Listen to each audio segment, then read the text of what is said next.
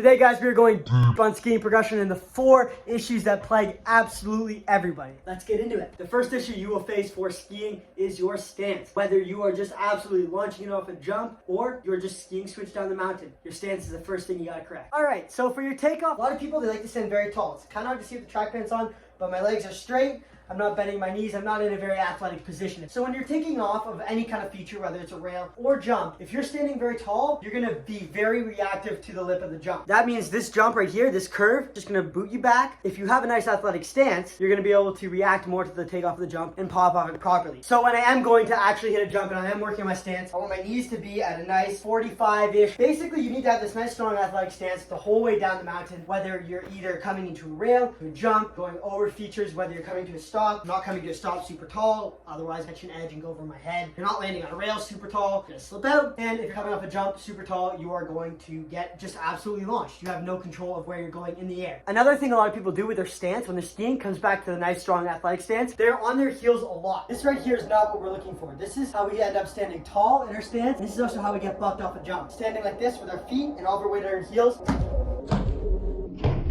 And that habit right there is, sometimes you see people that are just shins in the front of their boots. They're leaning fully on their shins like this and they're trying to ski down the mountain. You have very little control like that, especially when you're hitting park features. So remember, nice strong stance. That's where you get your ability to do everything. Remember that. Now we have a full video on how to switch ski properly inside Slope Academy, our online coaching program. So I won't dive too deeply into it. When you're skiing switch down the mountain, make sure you open your shoulders so you get that extra vision with your head and you can see where you're going a little better. Stagger your feet. This is letting me open my shoulder more and look at where I'm going. When you go to hit a feature on the takeoff of a jump, you don't want to take off open like this. Last second, reset, and then pop. The second issue you're going to face is your air awareness, your ability to either jump, spin, or flip in the air, or just be comfortable in the air. The biggest thing to fix this is the trampoline right here. So let me explain it. Everybody's going to start off uncomfortably when it comes to being in the air. Obviously, we're not born acrobats.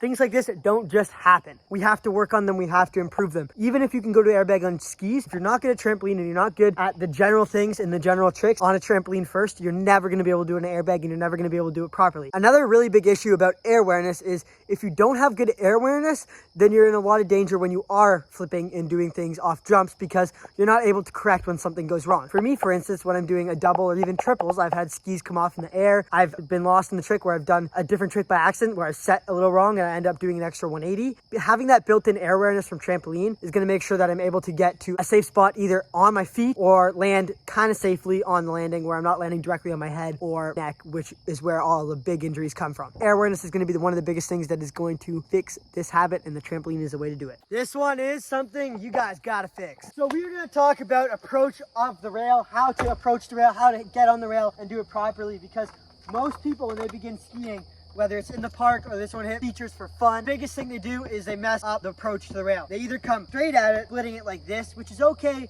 if it's not an urban on rail, which is where the rail is higher than the lip, but you should get in the habit of coming on from the side. Now, most people, when they come on from the side, they come on like an angle like this. They just hop on that same angle. They hop on facing like this. First thing they do, whoop, right up under the feet and they fall. So what we want to do is we want to take issue number 1 and kind of bring it to our rail game. You can start on a tiny bit of an angle. We don't want to start fully 45. We want to have a nice strong stance. My knees are bent. When I pop, I'm going to push up my hip. And when I land, I'm not going to land feet together. We're going to land nice squared position, knees like this, shoulders squared with our knees, looking at the end of the rail. This is what most people mess up. They hop on the rail and they hop like this. Feet are maybe fully 90, but their upper body isn't, or they're just not fully 90 at all, and they're very tall on the rail. Not going to work out well for you, whether it's a box rail or an actual rail like this. Worst case is I'm here, I only make it this far, I fall off, I either catch my edge and tip over a little bit, because that can happen, or I land like this and then just revert and ski forward. But you're never going to make it to the end of the rail.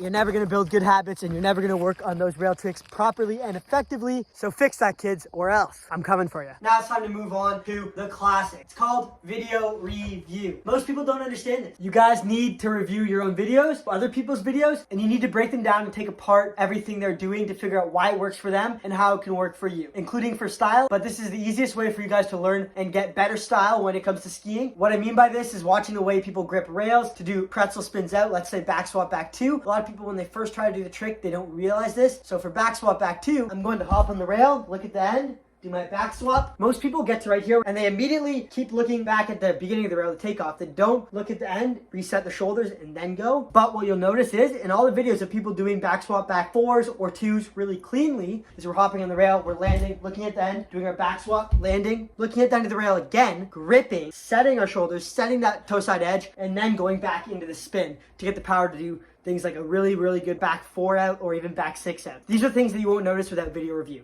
Now you have 4 simple hacks that will absolutely help your skiing out. But if you want to know how the pros take it to the next level, here's a video that's going to teach you the 10 habits that they've stopped to take it up a notch. One more thing, we're giving away a free pair of skis this month to one of our Slope Academy members.